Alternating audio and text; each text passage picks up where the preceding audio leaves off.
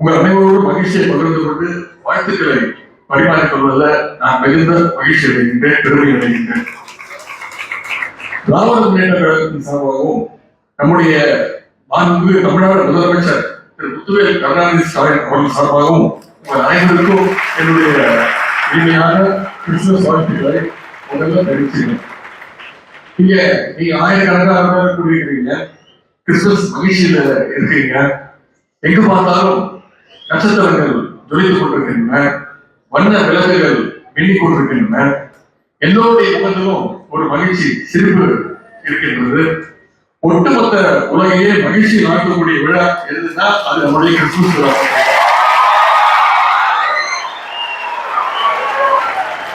Christmas வந்து எனக்கும் கூடுதல் மகிழ்ச்சி. உங்களுக்கு தெரிய நான் படிச்சது டால்பாஸ்கர் ஸ்கூல்ல, அதுக்கு மேற்படிப்பு படிச்சது லயலா காலேஜ்ல. இங்க குறிப்பிட்ட சொன்னாங்க, சென்ற ஆண்டு ஒரு கிறிஸ்துமஸ் நிகழ்ச்சியில வந்து நானும் ஒரு பெருமையா சொல்றேன், நானும் ஒரு கிறிஸ்டின் தான் அப்படின்னு நான் பெருமையா சொல்றேன். உடனே உங்களுக்கு தெரிய பல சங்கிகளுக்கு பயங்கர வைத்தறிச்சல். நான் இன்னைக்கு மீண்டும் உங்க முன்னாடி சொல்றேன், அதை சொல்றதுல நான் ரொம்ப பெருமைப்படுறேன். நான் ஒரு கிறிஸ்டின் தான்.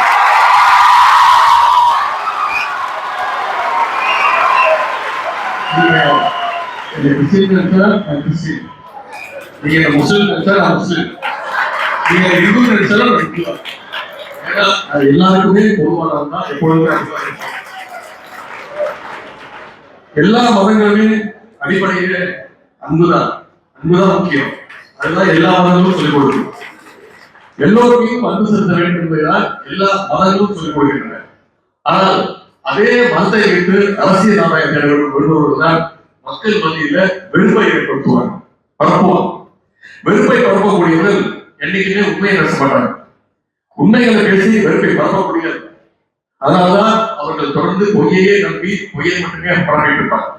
காலையில எதிர்த்து சோசியல் மீடியால பாத்தீங்கன்னா ஆரம்பிச்சாங்கன்னா, பொய்யை பரப்ப ஆரம்பிச்சாங்கன்னா, நைட்டு தூங்குற வரைக்கும் அவங்களுக்கு பொய்யை பரப்பதை மட்டும்தான் வேலையை வைப்பாங்க. அதே ஒரு பெரிய கடமையா செய்வாங்க. மதத்தை வச்சு அரசியல் காரியம் கேட்பவர்கள் மட்டும்தான் வெறுப்பை பரப்புவாங்க என்று நாம் இன்னைக்கு நினைச்சிட்டு இருந்தோம்.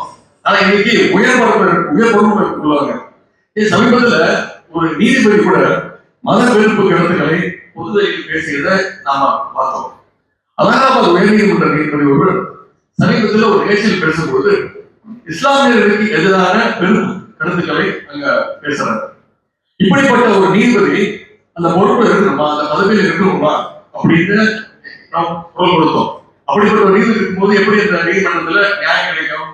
அதனால அந்த நீதிபதியை பதவியிலிருந்து நீக்கணும்னு பாராளுமன்றத்துல கடந்த 13ஆம் தேதி மாநிலங்களவையில ஒரு எம்பிக்கள்ல ஒரு தீர்மானம் கொண்டு வருவாங்க. மிக மூத்த வழக்கறிஞர் திரு கபில் சிபல், காங்கிரஸ் எம்பிக்கள், திராவிட முன்னேற்ற கழகத்துடைய நாடாளுமன்ற உறுப்பினர்கள் அத்தனை பேரும் அந்த தீர்மானத்திற்கு ஆதரவா கையெழுத்து போட்டோம்.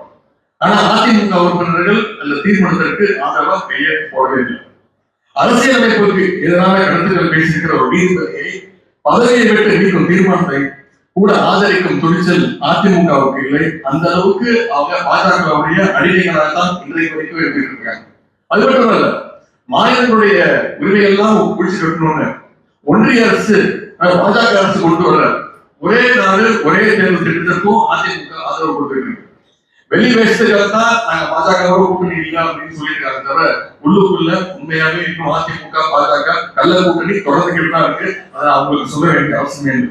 அதுக்கு மேல இன்னொரு உதாரணம், அதிமுக பொதுக்குழு நடந்தது 2 நாளுக்கு முன்பு.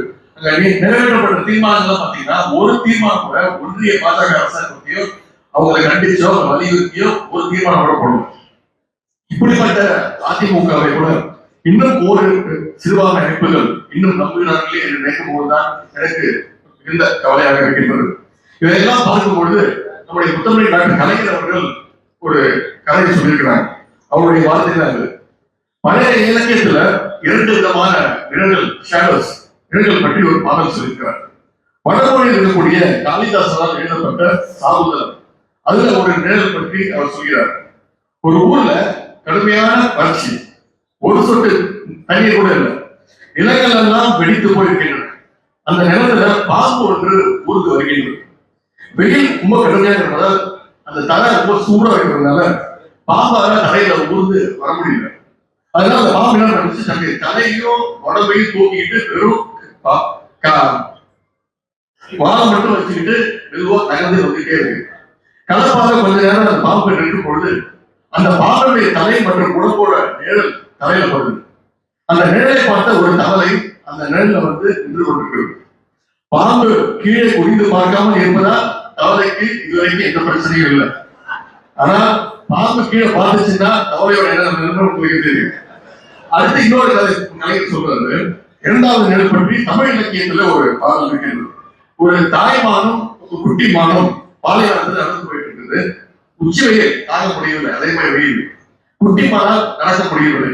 அப்பொழுது தாய்மான் நின்று கொண்டு அதனுடைய நிழல் ஒரு பக்கம் விழும்பொழுது தாய்மான் என்ன பண்ணிச்சு, இந்த குட்டி மான பொழுது என்னோட நிழல் நின்றுக்கோ அப்படின்னு ஓய்வெடுத்துக் கொள்ளும் அப்படின்னு அந்த தாய்மான் சொன்னது.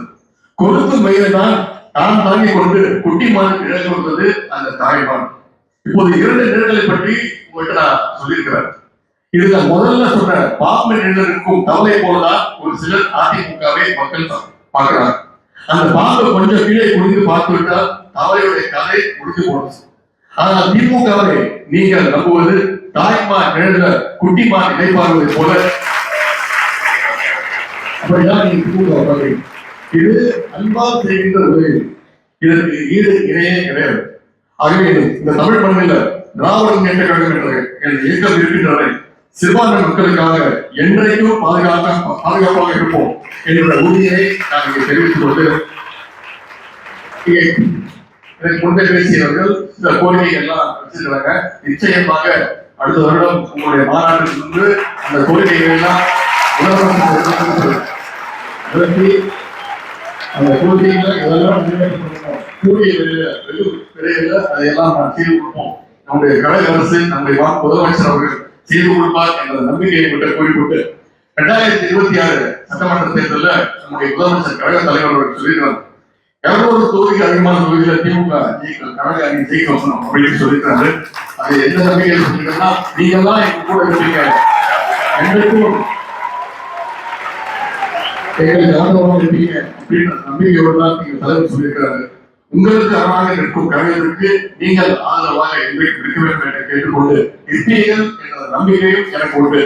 இன்னும் 1.5 காலத்துல சட்டமன்ற தேர்தல் வர இருக்கிறது. எப்பொழுதும் போல இப்பொழுதும் கழகத்திற்கு நீங்கள் பேராதரவை வழங்க வேண்டும் என்று கேட்டுக்கொண்டு உங்கள் அனைவருக்கும் மீண்டும் என்னுடைய கிறிஸ்துமஸ் வாழ்த்தை சொல்லிக்கொண்டு வாய்ப்புக்கு நன்றி கூறி நன்றி.